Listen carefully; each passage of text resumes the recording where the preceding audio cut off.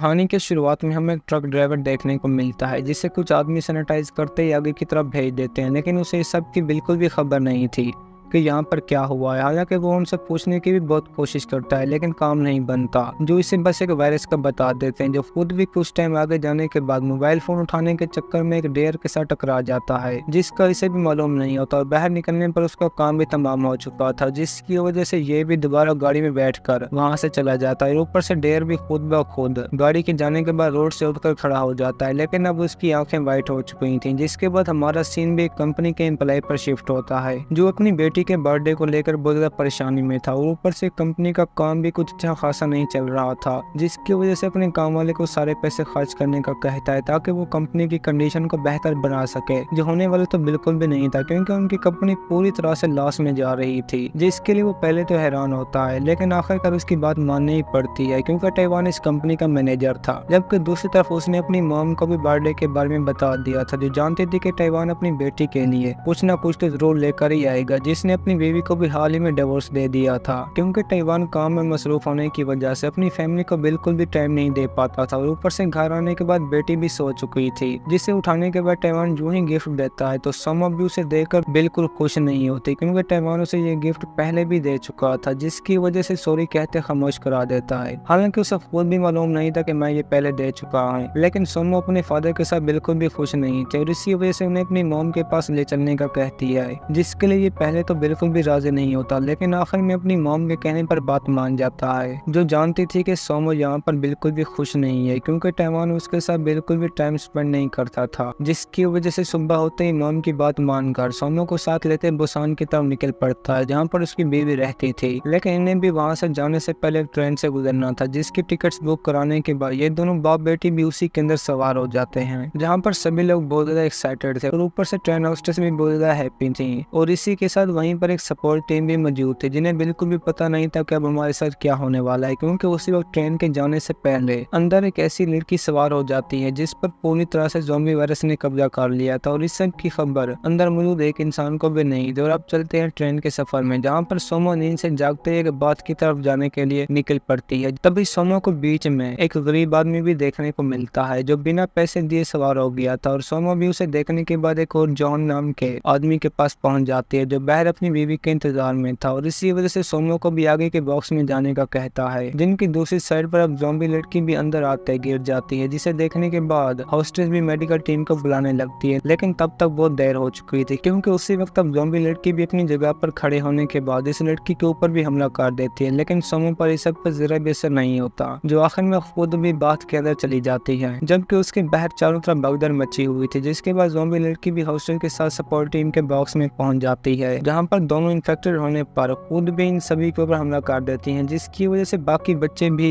Zombie बनते जा रहे थे। और इसी बीच कैलेंडर भी सभी लोगों को आगे के बॉक्स में जाने का कह रहा था, ताकि वो अपनी जान बचा सकें, जिन्हें देख तो टाइवान ने भी लिया था, लेकिन उसे बस अपनी बच्ची की फिक्र थी, जो बस से बाहर आने के बाद खुद भी लोगों को भागता देखकर बहुत बुरी तरह डर जाती है। जबकि अंदर मौजूद ज़ॉम्बी भी बड़ी तेजी के साथ जिंदा लोगों की तरफ बढ़ रहे थे, जिनसे बचने के लिए टाइवान भी अपनी बेटी को उठाते आगे की तरफ जाने लगता है, जिससे जॉन को भी परेशानी होने लगती है, और वो भी अपनी बीवी को साथ लेकर बॉक्स की तरफ जाने लगता है। लेकिन बीच में टाइवान ने भी जान बचाने के लिए रास्ता बंद कर दिया था, जिसके बाद सोमो को कहते ही टाइवान डोर ओपन कर देता है, क्योंकि सोमो पहले से ही जॉन को जानती थी। जिसके बाद जॉन की वाइफ भी ज़ॉम्बी से बचने के लिए अपने सामने वाले डोर पर पेपर लगा देते, क्योंकि ज़ॉम्बी उन्हें देखकर ही भड़क रहे थे। जिसके बाद जॉन भी टाइवान पर बहुत गुस्सा होने लगता है, क्योंकि उसने इनके सामने डोर लॉक कर दिया था। जिसके बाद इन सभी की परेशानी में और भी इजाफा हो जाता है, क्योंकि मरना तो कोई भी नहीं चाहता था। जिसके बाद एक साथ बैठकर सोचों में पड़ जाते हैं, क्योंकि उन्हें किसी भी हाल में यहाँ से बाहर निकलना था। हालांकि टाइवान इसी बीच अपनी मॉम से भी बातें करता है, जिन्हें उसी वक्त बातों के दौरान ही ज़ॉम्बी ने आकर मार दिया था। और ऊपर से आगे वाले स्टेशन पर भी लोग इनसे मदद मांगने की कोशिश करते हैं, जिन पर बिना तवज्जो दिए ये भी आगे की तरफ जाने लगते हैं, क्योंकि सभी जानते थे कि अगर कोई भी रुका तो मारा जाएगा। हालांकि शहर के हालात भी और ज्यादा खराब होते जा रहे थे, जहाँ पर चारों तरफ खून खराबे के सिवा कुछ भी नहीं था। और इस सबसे डर कर टाइवान भी सोमो को न डरने का कहता है, जिसकी जॉन की बीवी के साथ अच्छी खासी दोस्ती हो गई थी। अब चलते हैं एक और स्टेशन पर, जहां ड्राइवर इन सभी को ले जाते ही बाहर निकलने को कहता है, क्योंकि उनके मुताबिक यहाँ पर कुछ भी नहीं था, जिसकी वजह से सभी बाहर निकलकर आगे की तरफ जाने लगते हैं ताकि खुद की जान बचा सकें। और एक साथ बस आगे बढ़ ही रहे थे कि बीच में इनके ऊपर भी आगे जाते ज़ॉम्बीज़ ने हमला कर दिया था, जिससे जॉन तो अपनी बीवी को बचाने में कामयाब हो ही जाता है, लेकिन बाकी सभी को अपनी जान से जाना पड़ता है। और उसी के साथ ये दोनों आगे जाते सोमो की जान भी ज़ॉम्बी के हाथों बचा लेते हैं, जिसकी वजह से सभी के सभी एक साथ इन्हें अंदर रोकने की भी बहुत कोशिश करते हैं, जबकि बाकी इसका फायदा उठाकर ट्रेन के अंदर पहुंच जाते हैं, जिनमें से एक आदमी तो उन्हें चलने का भी कह देता है, लेकिन ड्राइवर अंदर मौजूद आदमियों के लिए रुका हुआ था। और ऊपर से जॉन की वाइफ भी सोमो को लेकर गरीब आदमी के साथ और बॉक्स में छुप जाती है, जिससे बचने के लिए जॉन भी टेवान को साथ लेकर आगे की तरफ आना शुरू कर देता है, लेकिन ट्रेन भी रवाना हो चुकी थी, जिसकी वजह से सभी के सभी जान बचाने के लिए उसी की तरफ ही भागने लगते हैं। और आखिर में उसी हालत के अंदर जंप लगाते ही ट्रेन के अंदर घुस जाते हैं, लेकिन इनके बीच में अब भी दो बॉक्स पूरी तरह ज़ॉम्बी से फुल थे, और तो और सोमो भी ज़ॉम्बी वाले बॉक्स में फंसी हुई थी, जिसकी वजह से सभी एक साथ बात में छुप जाते हैं। और टेवान की बेटी भी फोन उठाने का नाम नहीं ले रही थी, जिसकी वजह से जॉन की बात आने पर वो इन सभी को ज़ॉम्बी से लड़कर अंदर जाने का कहता है ताकि अपनी फैमिली की जान बचा सकें, जिसके लिए ये दोनों भी मान जाते हैं। और अब तो आगे जाते फाइट भी शुरू हो जाती है, जिसमें ये एक एक करते सभी ज़ॉम्बी को मारते बॉक्स ही पार करते जा रहे थे, क्योंकि इन्होंने अपने हाथों को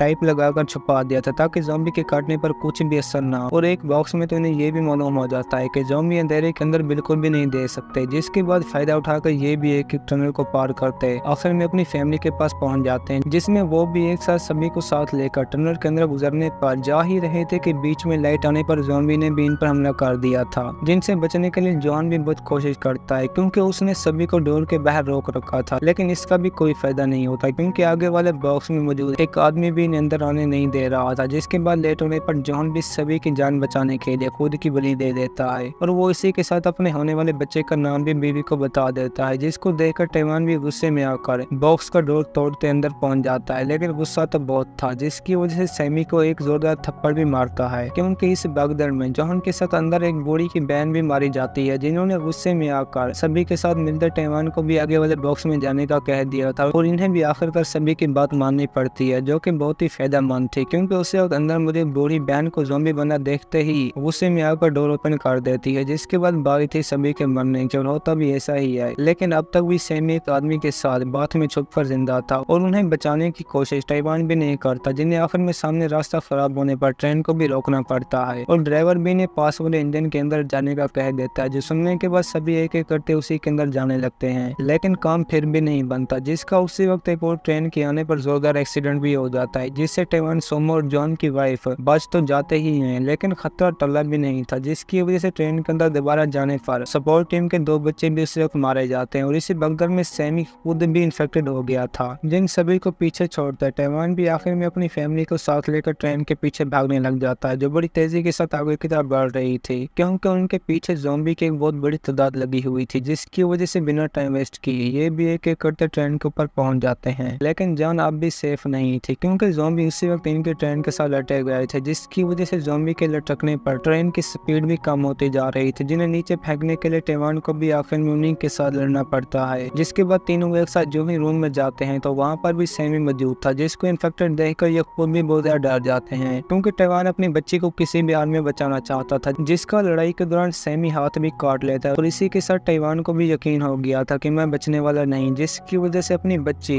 जॉन की वाइफ के हवाले करते खुद बाहर ठहर जाता है। हालांकि वो खुद दुखी भी बहुत था, लेकिन आखिरकार खुद को ज़ॉम्बी बनता देखते इसे भी मालूम हो जाता है कि ये मेरा आखिरी टाइम है, जिसके बाद अपनी बच्ची को नुकसान न पहुंचाऊं कहकर ट्रेन से नीचे जंप लगा देता है। और ये दोनों भी अभी सब के बाद दुखी हालत में ट्रेन के रुकने पर बुसान बॉर्डर पर पहुंच जाते हैं, जहां पर अब तक भी आर्मी तैनात थी, जो इन दोनों को समय तो ज़ॉम्बी ही रहे थे। लेकिन आखिरकार सोमो के गाना गाने पर उन्हें मालूम हो जाता है कि ये शहर में मौजूद बचे हुए सर्वाइवर हैं, जिसकी वजह से इनकी जान भी बच जाती है। कहानी की शुरुआत में हमें एक मिलिट्री अफसर की फैमिली देखने को मिलती है, जो बड़ी तेजी के साथ अपनी गाड़ी पर बैठे आगे की तरफ जा रहे थे, जिसमें हस्बैंड वाइफ के साथ उनका छोटा बेटा और ये अफसर खुद भी शामिल था, जिनके शहर में वायरस फैलने पर सभी लोग ज़ॉम्बी बनते जा रहे थे। और ये भी इसी वजह से अपने इलाके को छोड़े किसी दूसरी जगह शिफ्ट हो रहे थे ताकि अपनी जान बचा सकें, जिनके लिए समंदर पर एक शिप भी इंतजार में थी जिसके अंदर सभी मिलिट्री वाले शहर में मुझे लोगों को इकट्ठा करके हांगकांग ले जा रहे थे, जिसकी वजह से अब ये भी बड़ी तेजी के साथ उसी शिप की तरफ जाने लगते हैं ताकि अपनी जान बचा सकें, क्योंकि जो खुद भी नहीं चाहता था कि मेरी बहन की फैमिली ज़ॉम्बी बनकर मरे। जिन्हें रास्ते में इस सब के अलावा एक और फैमिली भी देखने को मिलती है जिसमें हस्बैंड वाइफ के साथ उनकी एक छोटी बच्ची भी शामिल थी जो बस एक ही भीख मांग रहे थे कि हमारी जान बचा लो, लेकिन ये भी कोई रिस्क लेना नहीं चाहते थे, जिसकी वजह से मिंग उसे अपनी बेटी साथ ले जाने का कहती है ताकि इसकी जान तो बच जाए, लेकिन कोई फायदा नहीं होता। और उसी के साथ ये भी आखिर में उसी शिप पर पहुंच जाते हैं जहाँ शहर के सभी लोग ऐसा से अंदर जा रहे थे, जिनमें से जंग भी अपनी फैमिली के साथ आखिर में शिप के अंदर इंटर हो जाता है जो पूरी तरह पैसेंजर से फुल थी। तभी जियोंग अपनी बहन के पास आते बातें कर ही रहा था कि बीच में एक ऑफिसर उसे बैड न्यूज़ के बारे में बता देता है जिसमें सीनियर इस शिप को एक और जगह लेकर जा रहे थे, जिन्हें इस बात की बिल्कुल भी खबर नहीं थी कि हमारी अपनी शिप में भी एक ज़ॉम्बी मौजूद है। जिसके बाद जियोंग जो ही अपने सीनियर से शिप के बारे में बातें करने लगता है तो वो भी इसे बस खामोश रहने का कहता है, लेकिन अब बहुत देर हो चुकी थी। जिनमें एक ऑफिसर के मुँह से जियोंग भी ज़ॉम्बी का सुनते उन्हीं के पास पहुँच जाता है जहाँ पर सामने आने वाले एक को मारते। जो ही रूम में एंटर होता है तो अंदर भी सभी लोग ज़ॉम्बी बन चुके थे, जिसकी वजह से इसकी परेशानी में और भी इजाफा हो जाता है क्योंकि वो नहीं जानता था कि मेरी बहन इस वक्त कहाँ पर मौजूद है, जो सभी लोगों के साथ बैठी अपने बेटे को देखकर रोने लगती है क्योंकि अब जियोंग का भांजा भी पूरी तरह ज़ॉम्बी बन चुका था। जिसके होश में आने से पहले वो बहन को भी साथ चलने का कहता है, लेकिन इस सब का कोई फायदा नहीं होता क्योंकि वो अपने बच्चे को छोड़कर कहीं भी नहीं जाने वाली थी, जिसकी वजह से सभी ज़ॉम्बी को मारने के बाद इससे भी आखिर में बाहर आना पड़ता है जहाँ उसकी बहन का हस्बैंड मॉन्ग भी इस सब की वजह से बहुत दुखी हो जाता है क्योंकि पल भर में उसकी पूरी फैमिली खत्म हो चुकी थी। जिसके बाद हमें भी हांगकांग की सिटी देखने को मिलती है जिसमें सभी लोग एक दूसरे के साथ बहुत ही हैप्पी लाइफ गुजार रहे थे, लेकिन इसी बीच कुछ लोकल गुंडे एक आदमी को पकड़ने के लिए उसी के घर घुस जाते हैं, जिनको बस एक ही गलती की सजा के बदले में बहुत सारी मार खानी पड़ती है। जो आदमी था भी कोई और नहीं बल्कि जियोंग, जो इन लोगों के जगाने पर गुस्से में आता ही सभी को बहुत जोर के साथ मारने लगता है, जिसके हुल्ले से भी हमें ये मालूम हो जाता है कि जियोंग ने आर्मी को छोड़ दिया। जिसके बाद इन लोगों के कहने पर उन्हीं के बॉस के पास पहुंच जाता है जिसके पास मॉन्ग भी पहले से मौजूद था और ये भी उन्हें वहां देखकर हैरान हो जाता है। अब आते हैं उस बॉस के असल मुद्दे पर जो इन सभी को एक साथ पेनिसिलिना की सिटी में जाने का कहता है जहां से ये ज़ॉम्बी वायरस शुरू हुआ था, और ये जगह थी भी वहीं जहां कहानी के शुरू में सभी लोग बाहर निकल रहे थे, जिसकी वजह से जियोंग तो वहीं पर ही मना कर देता है। लेकिन मॉन्ग इस काम को करने के लिए राजी था क्योंकि इन्हें सिटी में जाता ही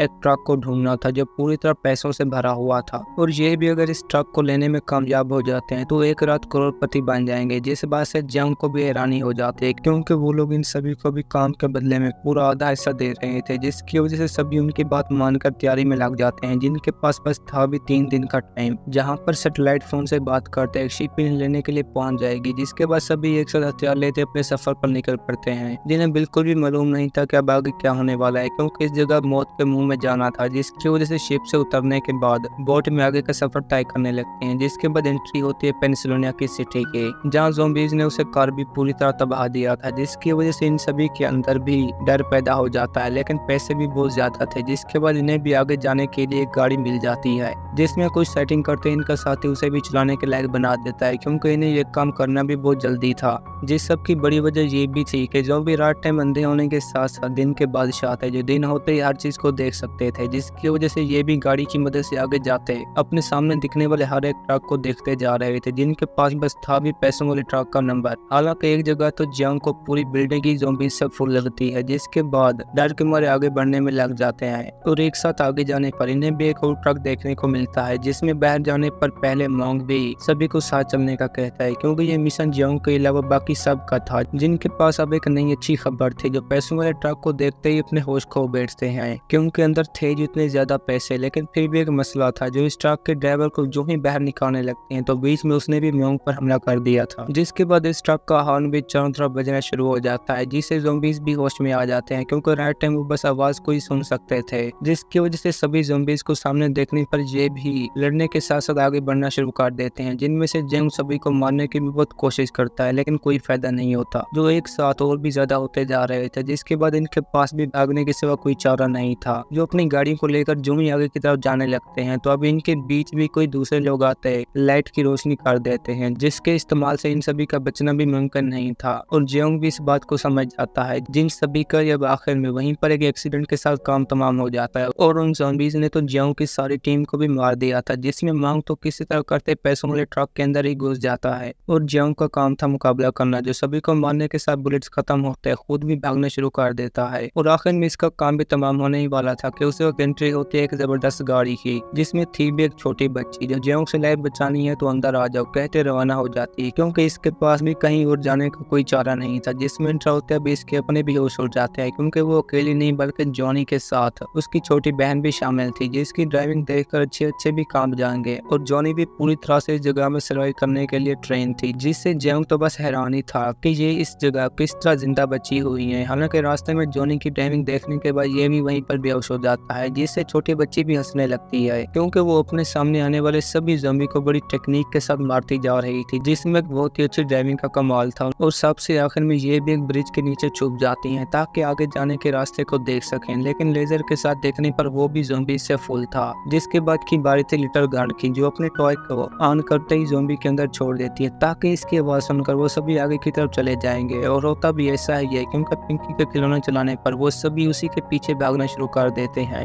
जिसके फायदे में इनका रास्ता भी साफ हो जाता है। जो बाकी बच्चे कुछ ज़ॉम्बीज़ को मारते अपनी मंजिल के अंदर पहुंच जाती हैं, जबकि दूसरी तरफ मॉन्ग का भी यही हाल था, जिसके करीब बाकी लोगों की एक टीम आते ही गाड़ी को साथ लेकर वहां से चली जाती है, जिससे ये खुद भी डरा हुआ तो बहुत था लेकिन कुछ कर नहीं सकता था। और वो भी इसी के साथ अपने अड्डे पर पहुंच जाते हैं, जहां पर एक भी ज़ॉम्बी इंटर नहीं हो सकता था, क्योंकि इन्होंने वहां पर अपनी लाइफ गुजारने के लिए हर चीज इकट्ठा कर रखी थी। जिसमें एक आदमी तो इन्हें देखकर चापलूसी करने में भी लग जाता है, जिसकी इस जगह पर कोई भी वैल्यू नहीं थी, और ये भी उसे मारना शुरू कर देते हैं, क्योंकि वो खुद भी एक टांग से लंगड़ा था। जिसके बाद कुछ साथी अब ट्रक के अंदर आवाज सुनते ही बहुत डर जाते हैं कि कहीं अंदर ज़ॉम्बी न हो, लेकिन गेट ओपन करने पर इन्हें भी बस मांग देखने को मिलता है, जिसकी हालत थी तो बहुत ही खराब, लेकिन इन्हें वो बहुत ही पसंद आ रहा था, जिससे अब ये गेम में इस्तेमाल करने वाले थे। अब चलते हैं जियांग के पास, जिसे जॉनी साथ लेते ही अपने घर में पहुंच जाती है, जहां पर इसकी फैमिली में 2 लड़कियां होने के साथ साथ एक आर्मी अफसर ग्रैंडपा और एक मॉम थी, जिसको होश में आने के बाद जियांग खुद भी देखकर डर जाता है, क्योंकि इनके ग्रैंडपा की हरकतें भी बच्चों वाली थी, जो इस आदमी को घर में लाने पर भी बहुत गुस्सा था, लेकिन मॉम के आने पर बैटरी लेते ही खामोश हो जाता है, जिसका बस एक ही मिशन था कि बाहर की दुनिया से रब्ता कर सकें। और अब हमें भी ये मालूम होता है कि इन बच्चियों की माँ कोई और नहीं बल्कि मिंग थी, जिसे कहानी के शुरू में जियांग ने लिफ्ट देने से मना कर दिया था, और अब तो ये उनके कारनामे देखकर खुद भी बहुत शर्मिंदा था, क्योंकि उसी की बच्चियों ने ही जियांग की लाइफ बचाई, जिसके बारे में वो खुद भी जियांग को बता देता है कि मैं यहाँ का नहीं बल्कि हांगकांग का हूँ, जो बस इस जगह पर पैसों का एक ट्रक लेने के लिए आया था। जिसकी बातों को सुनकर इनके दिलों में भी जीने की उम्मीद लग जाती है, लेकिन इस सबसे बढ़कर जियांग उसे ये भी बताता है कि मैं वही आदमी हूँ जिसने तुम्हें बच्ची के साथ लिफ्ट नहीं दी थी। लेकिन मिंग को इस सब का बुरा नहीं लगता, जिसके बताने पर जियांग भी हैरान हो जाता है, क्योंकि उस दिन मिंग ने एक जियांग से नहीं बल्कि 30 और गाड़ी में आने वाले लोगों से मदद मांगी थी, जिनका बस एक ही जवाब था कि नहीं। लेकिन अब वो जियांग से एक बात का वादा लेती है कि टाइम आने पर तुमसे फेवर लूंगी, जिसको सुनने के बाद कभी भी मना मत करना। और ये भी बस इसी टाइम से मिंग के मुंह से वो अल्फाज सुनने के इंतजार में था, जिसके सामने एक और नई प्रॉब्लम भी मौजूद थी, क्योंकि जियांग के पास सेटेलाइट फोन मौजूद नहीं था, जिसे किलर गैंग के एक आदमी ने ले लिया था, और वो उसे उठाकर ले भी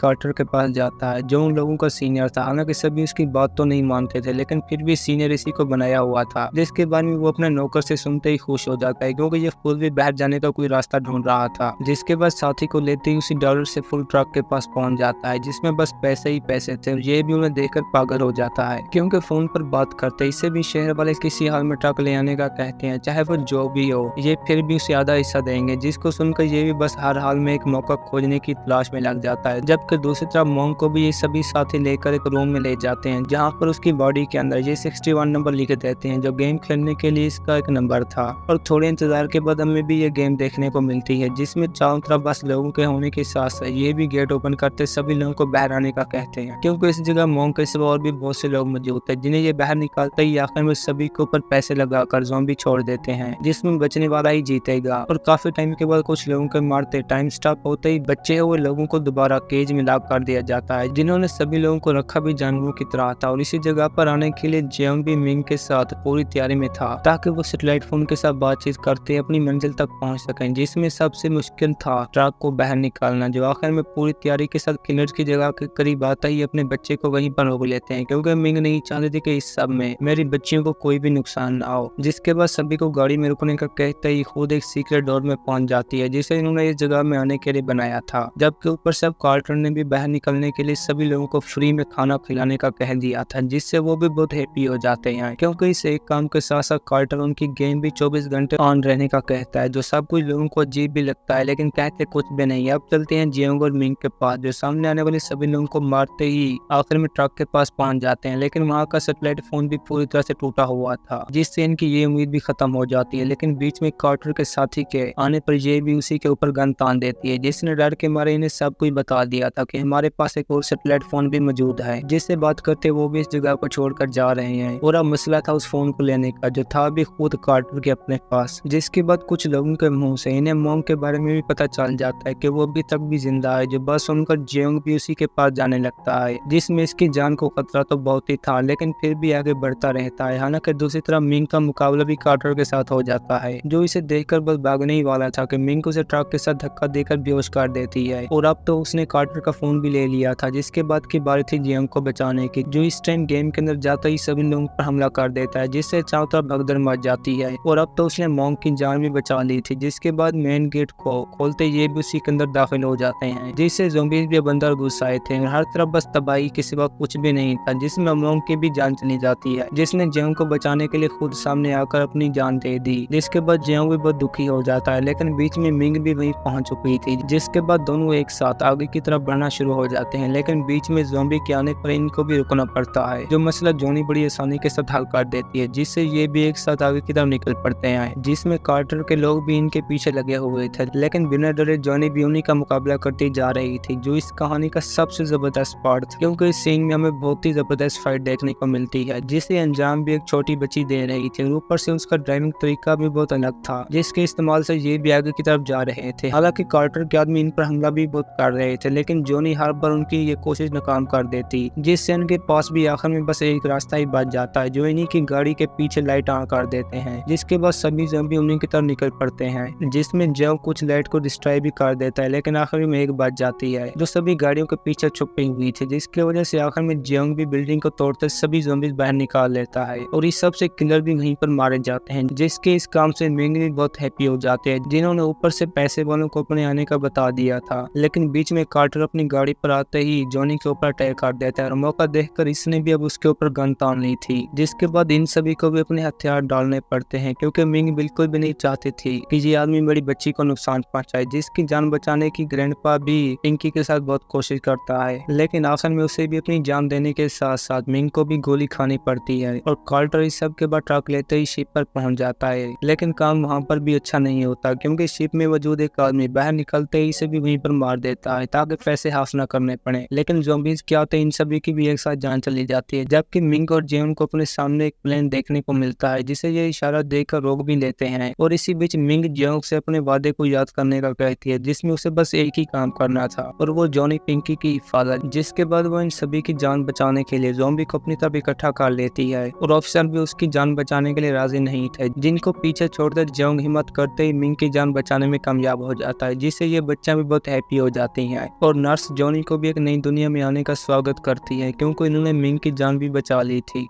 और इसी के साथ हमारी भी आज की ये कहानी खत्म होती है। दोस्तों, अगर आपको हमारी कहानी पसंद आई हो तो वीडियो को लाइक और चैनल को सब्सक्राइब जरूर कीजिए।